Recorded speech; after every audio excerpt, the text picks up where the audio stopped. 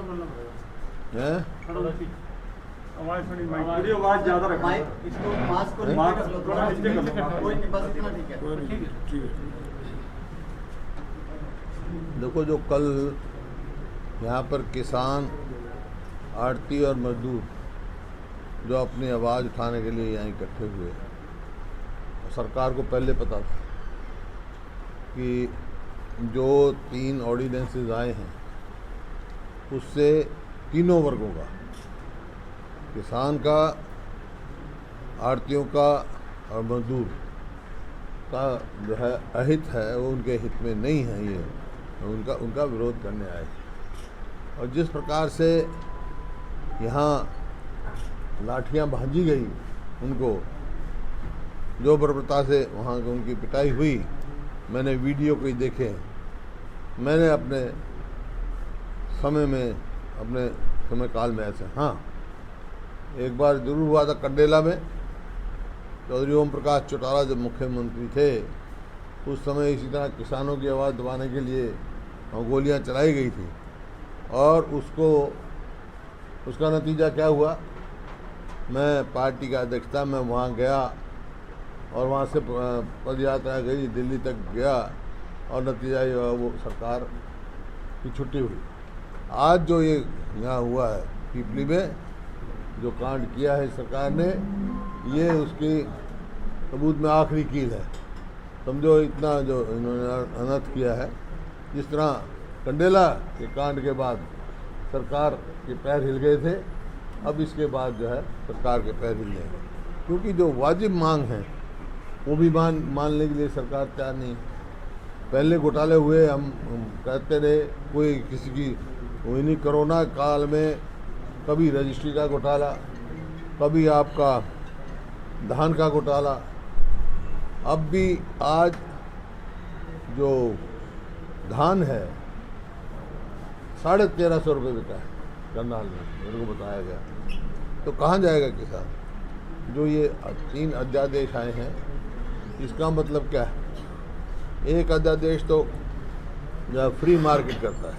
ये जरूरी नहीं, जो इंफ्रास्ट्रक्चर हरियाणा और पंजाब ने तैयार किया है, मार्केटिंग बोर्ड तैयार किए हैं, जहाँ पे किसान को आड़तीये से मदद भी मिलती है और आड़तियों को भी सहयोग मिलता है, वहाँ पर MSP मिलने का भी प्रबंध होता है। लेकिन फ्री करने का मतलब, अगर इससे इंफ्रास्ट्रक्चर से बाहर खरीद करेगा कोई व्यक्ति, तो उसके ऊपर कोई MSP लागू नहीं होगी। इसका मतलब जो मर्जी भाव खरीदे, डिस्ट्रेस सेल जो है किसान करेगा, और आड़ती जो खरीदार होगा बड़ा, वो उसको स्टोर करेगा और वो कमाएगा, किसान मारा जाएगा।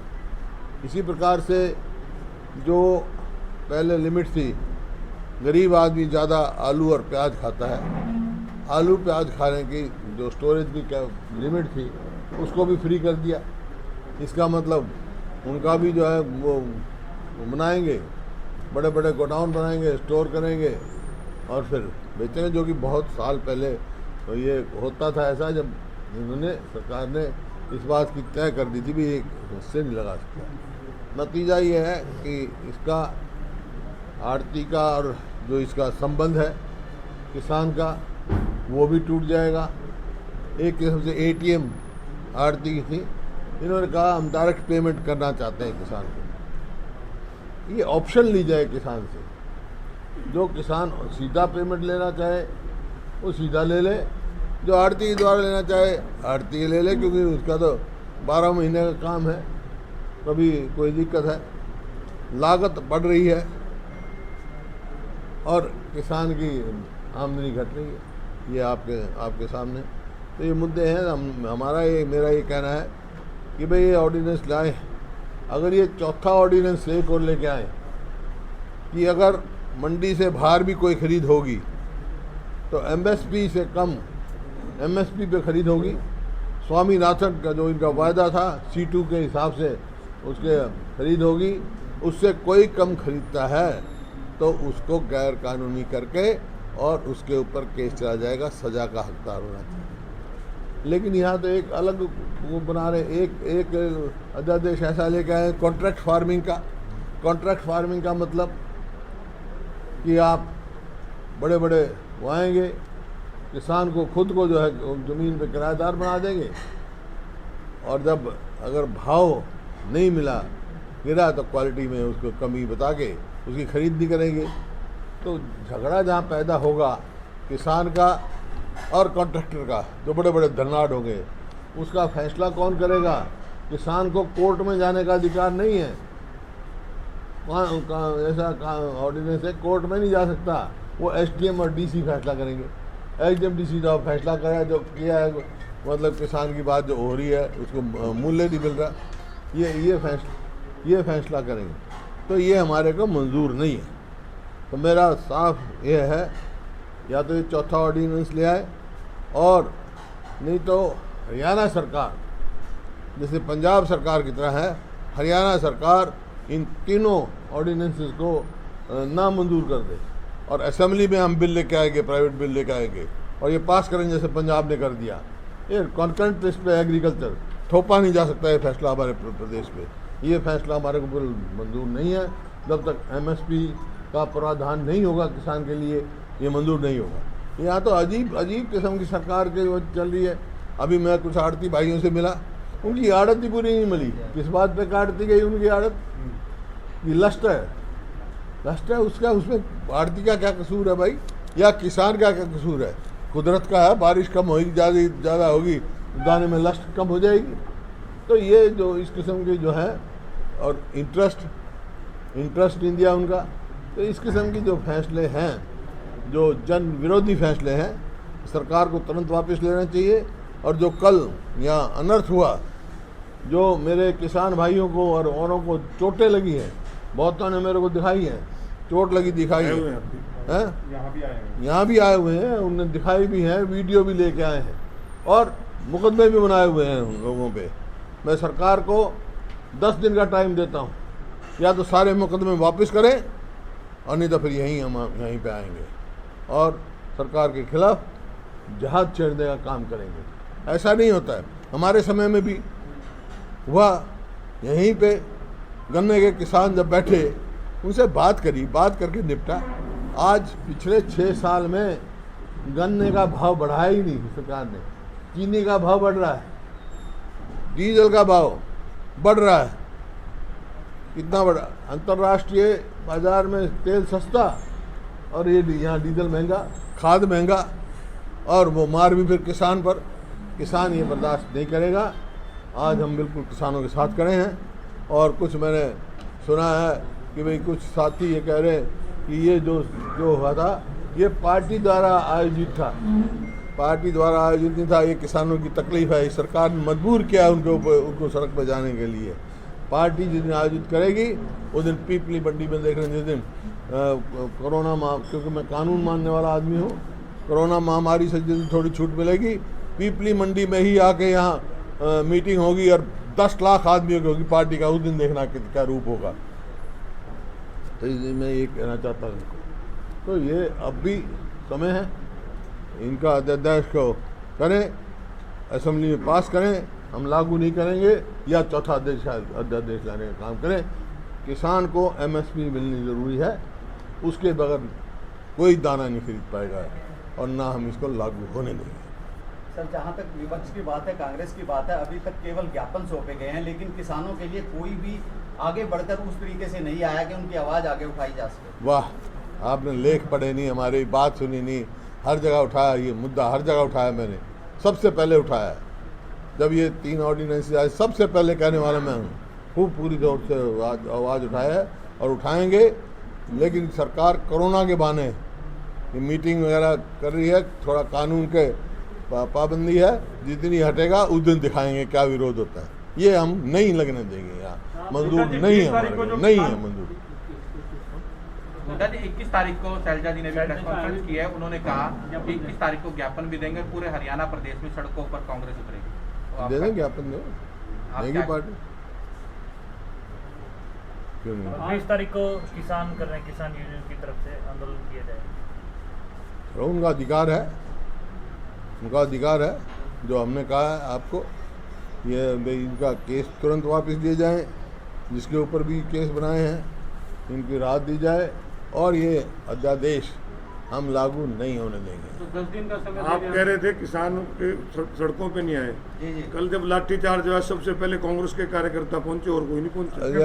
तो अशोक लेकिन जनता ने- अशोक अरोड़ा जी लेकिन थे। किसानों ने अरोड़ा जी एक बात कही है कि जिस वक्त लाठी खाने की बारी आई उस वक्त कांग्रेस के नेता कहीं दिखाई नहीं कांग्रेस दिए। अशोक के नेता अरोड़ा- लाठीचार्ज, जब कांग्रेस के नेता वहाँ पहुंच ऐसा के है- लाठी मारने वाले कोई ऐसा नहीं है मिले। कांग्रेस लाठी पार्टी में मारने तो- वाले नहीं उसके बाद नहीं कोई। नहीं, आपको गलत फहमी है। कांग्रेस से ताशा नहीं मिला। कांग्रेस पार्टी ने तो अंग्रेजों की गोलियां भी खाई हैं। मैं उस परिवार से हूँ।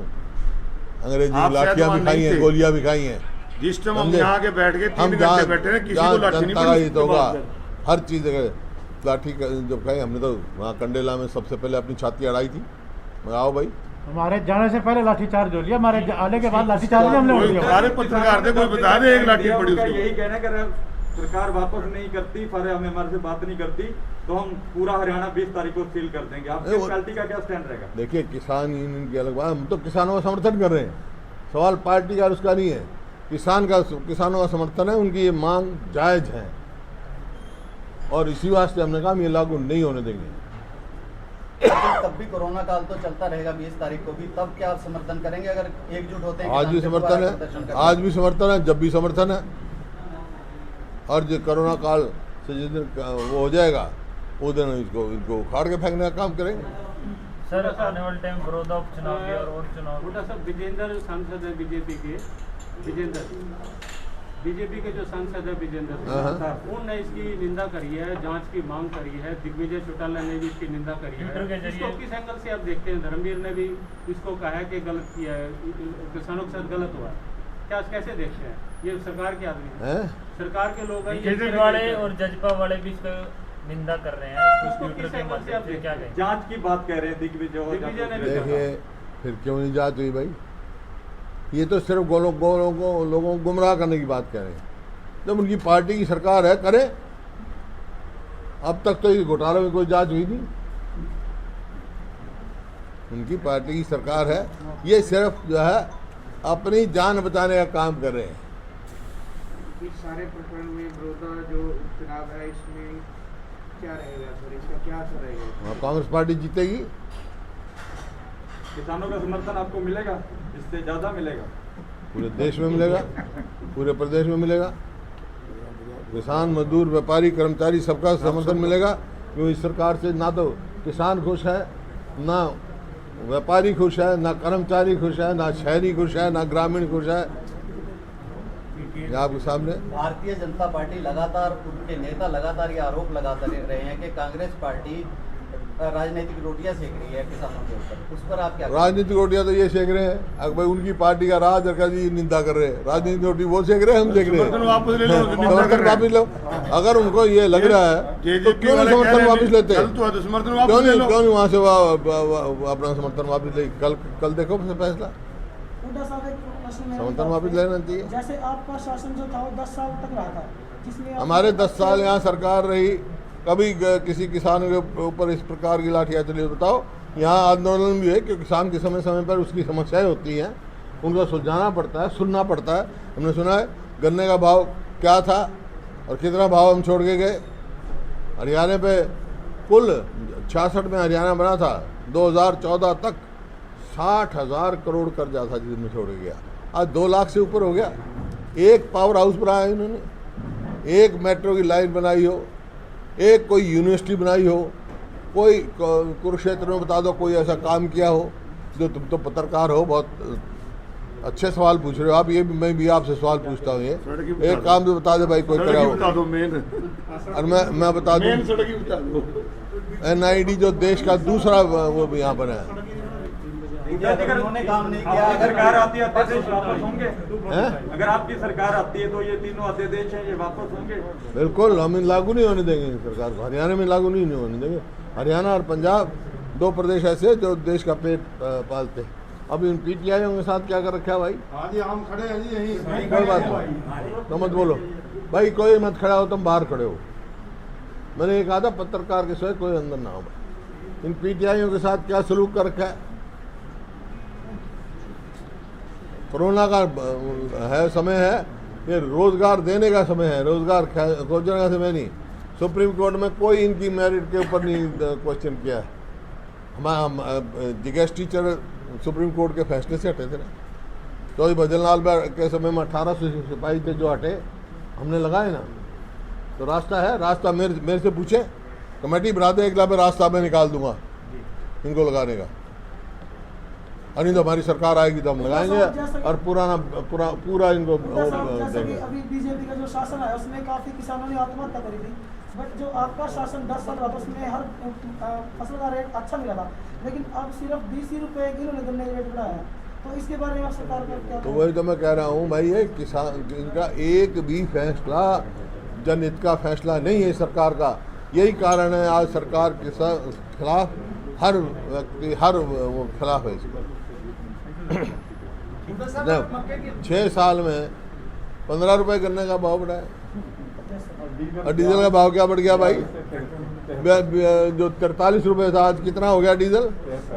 73 रुपए। सिलाई लेबर बढ़ गई, हैं? सिलाई लेबर बढ़ गई। हाँ, लेबर सिलाई हर चीज़, खाद, कीटनाशक दवाई। हमारे समय में ना तो कीटनाशक दवाई पर टैक्स था, ना खाद पर टैक्स था, ना ट्रैक्टर पार्ट्स पे टैक्स था, और डीजल पूरे देश में सस्ता था सबसे, क्योंकि वेट जो है 9.24 वेट था, 9.24, और इन्होंने डीजल पे वेट करा दिया 18%। उसमें भी राहत देने की तैयार नहीं है, जबकि अंतर्राष्ट्रीय बाजार में इतना सस्ता मिलता है। तो ये तो भाई कहाँ पैसा जाता है, कौन सी यूनिवर्सिटी बनाई इन्होंने, क्या किया, समझ में नहीं आया। बूटा साहब, अगर मक्के की बात करें तो आज जो मक्का जो है वो 600 रुपए तक रुलता हुआ रह गया, उसके बारे में क्या कहना होगा आपका? सारे रुल रहे हैं भाई, अब ये धान रुल रहा, धान 1350 जो अब पहले आया हुआ है 1350 बिका। करनाल में पूछो, मक्का की MSP देते कहाँ गए? 1888 रुपए जीरी की MSP है। और वो 1350 रुपये 1300 रुपये बेच रहे हैं। तो ये जो है सरकार जो है, हाँ, किसान को लुटवा रही है। लुट गया किसान इस सरकार में। देखिए, अगर कांग्रेस की बात की जाए तो कांग्रेस का अच्छा खासा बहुमत विधानसभा में है, बावजूद उसके प्रखर रूप से जो है आवाज उठाई नहीं जाती, चाहे वो आम जनता की बात हो, भले किसानों की बात। क्यों नहीं उठाई? विधानसभा देखा आपने? क्यों नहीं उठाई? उठाई।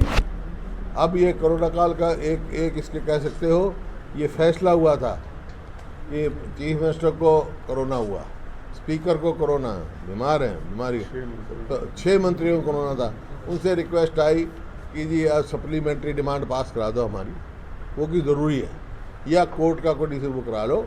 बाकी यूँ का यूँ जब भी होगा हम ये कि रखें। हमने प्राइवेट मेंबर बिल दे रखा है, PTI का वो भी दे रखा है, और प्राइवेट मेंबर बिल दे रखे हैं, कॉल अटेंशन दे रखे हैं, एडजॉर्नमेंट मोशन दे रखे हैं। वो यूँ का यूँ स्टैंड कर रहे हैं। जरा आने तो दे विधानसभा में देखना। ठीक है, चाहे सुबह। Okay, thank you.